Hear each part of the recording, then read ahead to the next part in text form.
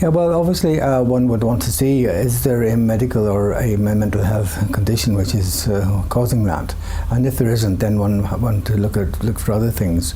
Now, people often talk about the coming alone sign. If the person comes by himself, then that may be an indication that it's more psychological.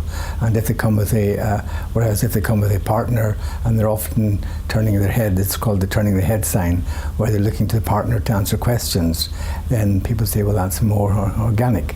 It doesn't sometimes be 100% along those lines, but people have talked about that. But then when you ask them about symptoms, then you find, say, for example, in the case of memory, that their memory symptoms are often sort of attention-based. They may forget what they've gone into a room for, or they may have word-finding difficulties, things which are often quite common, but they're often based on poor concentration at the time. Whereas people with organic problems, I would ask them about things like, I would look for things like, say,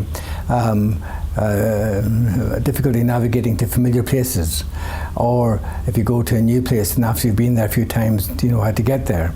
So navigational difficulty, especially for familiar places, if that is there, then that would be a bit more organic. If the person is repeating himself a lot, then that's something which is often regarded as an organic sign, especially if the relative or informant picks that up. They tell the same story or they ask the same question.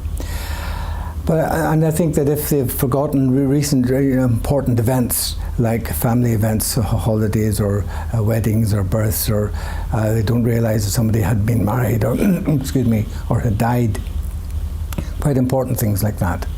But what you'll be looking for is also just a significant change from before, and it's having an impact on everyday functioning, whether it's work or driving or cooking. They were able to do that quite well, but now their cognitive lapses are such that it's really affecting them a lot. Now you can get that in functional cognitive disorder as well, but not maybe to the same degree. And so those are the sorts of things I might be looking for.